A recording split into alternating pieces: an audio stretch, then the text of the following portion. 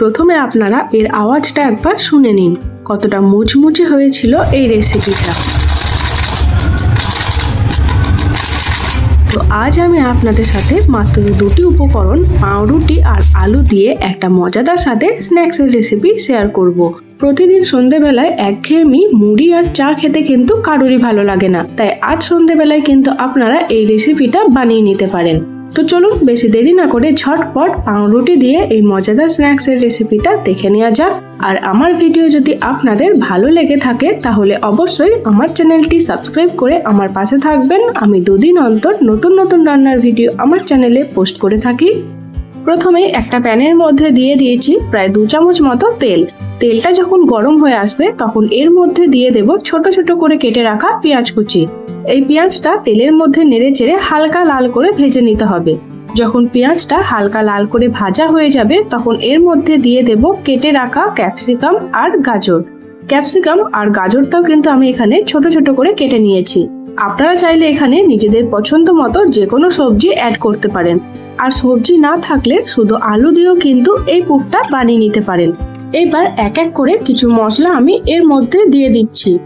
প্রথমেই দিয়ে দিলাম 1/2 চামচ মতো জিঞ্জার গার্লিক পেস্ট, 1/2 চামচ কাশ্মীরি লঙ্কার গুঁড়ো, 1 চামচ মতো ম্যাজিক মশলা আর 1/2 চামচ ভাজা মশলা। দিয়ে দিলাম স্বাদ মতো নুন আর সামান্য পরিমাণে চিনি। এই সবকটা উপকরণ কিন্তু খুব ভালো করে মিশিয়ে নিতে হবে। এখানে পরে আমি 1/2 চামচ মতো হলুদ দিয়েছি, কারণ প্রথমে হলুদ দিতে আমি ভুলে গিয়েছিলাম। এই মশলাটা যখন সবজির সাথে খুব ভালো করে ভাজা হয়ে যাবে তখন এর মধ্যে দিয়ে দেব আগে থেকে সেদ্ধ করে রাখা 2টো আলু। হাতের সাহায্যে আলুগুলো অল্প ম্যাশ করে এই মশলার মধ্যে আমি দিয়ে দিচ্ছি। এর উপর থেকে প্রায় 1 থেকে 2 চামচ মতো টমেটো সস আমি দিয়ে দিচ্ছি। এই মশলার সাথে আলুটা খুব ভালো করে নেড়ে চেড়ে মিশিয়ে নিতে হবে। প্রায় 5 মিনিটের মতো নেড়ে চেড়ে আমি আলুর পুরটা তৈরি করে নিয়েছি। আর এই সময় গ্যাসের ফ্লেমটা থাকবে লো টু মিডিয়াম। 5 মিনিট পর দেখুন আমাদের দারুণ টেস্টি আলুর পুর কিন্তু রেডি হয়েই এসেছে। নামাবার আগে এর মধ্যে দিয়ে দিলাম সামান্য পরিমাণে গরম মশলা, কিছুটা কাঁচা লঙ্কা কুচি আর বেশ অনেকটা পরিমাণে ধনেপাতা কুচি। ঝালের পরিমাণটা আপনারা নিজেদের ইচ্ছা মতো কম বেশি করে নিতে পারেন। আর এই আলুর পুরটার মধ্যে যদি ফ্রেশ ধনেপাতা কুচি দেওয়া যায় তাহলে এর টেস্ট কিন্তু আরো বেশি বেড়ে যায়। তাই চেষ্টা করবেন কিছুটা পরিমাণে ধনেপাতা সবার শেষে এই আলুর পুরের মধ্যে অ্যাড করার। সবকিছু একবার খুব ভালো করে আলুর পুরের সাথে মিশিয়ে নিলাম। দেখুন আমাদের দারুণ টেস্টি আলুর পুর কিন্তু একদম রেডি হয়ে গেছে। এই আলুর পুরটা আমি একটা আলাদা বাটির মধ্যে ঢেলে নিচ্ছি। পাউরুটি দিয়ে স্ন্যাক্স বানানোর জন্য আমি এখানে প্রায় 6 পিস মতো পাউরুটি নিয়েছি। আর এই পাউরুটির সাইডগুলো কিন্তু ছুরির সাহায্যে কেটে বাদ দিয়ে দিয়েছি।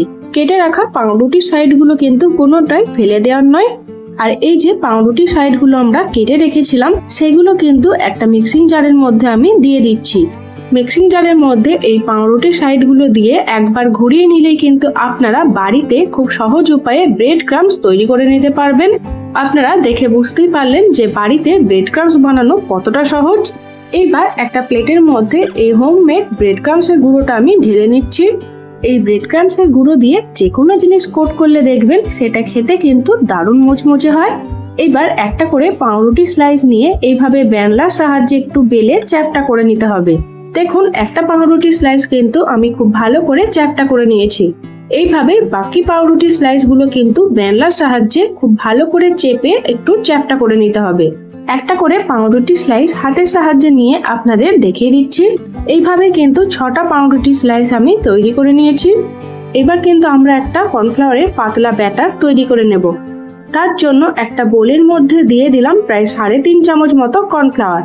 অল্প অল্প করে জল দিয়ে এই কর্নফ্লাওয়ারটার কিন্তু পাতলা একটা ব্যাটার তৈরি করে নিতে হবে।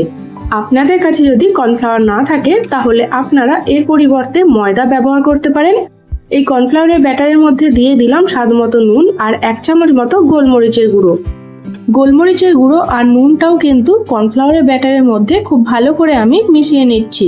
আপনারা নিশ্চয়ই দেখে বুঝতেই পারছেন যে এর ঘনত্বটা কতটা রাখতে হবে। বেলে রাখা পাউরুটির একটা স্লাইস আমি এখানে নিয়ে নিয়েছি আর এর মধ্যে দিয়ে দিচ্ছি আগে থেকে তৈরি করে রাখা আলুর পুরটা। যে কর্নফ্লাওয়ারের ব্যাটারটা আমরা তৈরি করে রেখেছিলাম সেটা আমি এই পাউরুটির স্লাইসের চারিদিকে খুব ভালো করে লাগিয়ে নিচ্ছি। এর ফলে কিন্তু চারিদিক থেকে পাউরুটির মুখটা খুব ভালো করে বন্ধ করা যাবে, আর তেলে ভাজার সময় কিন্তু এর থেকে কোনোভাবেই পুরগুলো বেরিয়ে আসবে না। দেখুন একটা কিন্তু আমি তৈরি করে নিয়েছি। এইভাবেই কিন্তু আমি বাকি পাউরুটি স্লাইসের মধ্যে পুর ভরে রেডি করে নেব। দেখুন এখানে সবগুলো আমি রেডি করে নিয়েছি। প্রথমে একটা করে পুর ভরা পাউরুটি স্লাইস নিয়ে আগে থেকে তৈরি করে রাখা কর্নফ্লাওয়ারের ব্যাটারের মধ্যে খুব ভালো করে ডুবিয়ে নিতে হবে। তারপর আমরা আগে থেকে যে ব্রেড ক্রাম্বসের গুঁড়োটা তৈরি করে রেখেছিলাম তার মধ্যে দিয়ে কিন্তু খুব ভালো করে চারিদিক থেকে কোট করে নিতে হবে।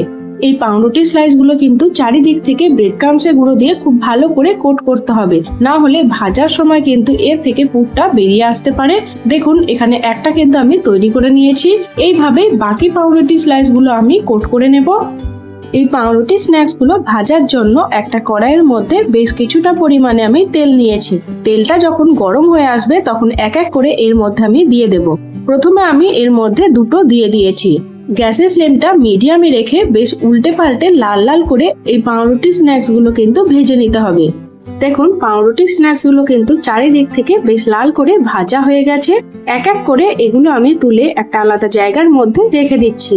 ঠিক এইভাবে বাকি স্ন্যাক্স গুলো কিন্তু আমি ভেজে নেব। একটা প্লেটের মধ্যে এই গরম গরম পাউরুটি স্ন্যাক্স গুলো টমেটো সসের সাথে আমি পরিবেশন করে নিচ্ছি। এবার থেকে সন্ধ্যেবেলায় যখন চটপটা কিছু খেতে মন যাবে তখন কিন্তু আপনারা বাড়িতে খুব সহজ উপায়ে এই পাউরুটি স্ন্যাক্সটা বানিয়ে নিতে পারবেন। আপনারা নিশ্চয়ই এর আওয়াজটা শুনে বুঝতেই পারছেন যে কতটা মুচমুচে হয়েছিল। একটা পাউরুটি স্ন্যাক্স আমি ভেঙে দেখিয়ে দিচ্ছি। দেখুন ভেতরটা কিন্তু পুরে ঠাসা, আর কোনোভাবেই কিন্তু বাইরে থেকে পুরটা বেরিয়ে যায়নি। তো আমার এই মজাদার স্বাদে পাউরুটি স্ন্যাক্সের রেসিপি আপনাদের কেমন লাগলো অবশ্যই কমেন্ট বক্স জানাবেন, আর প্লিজ আমার চ্যানেলটি সাবস্ক্রাইব করবেন।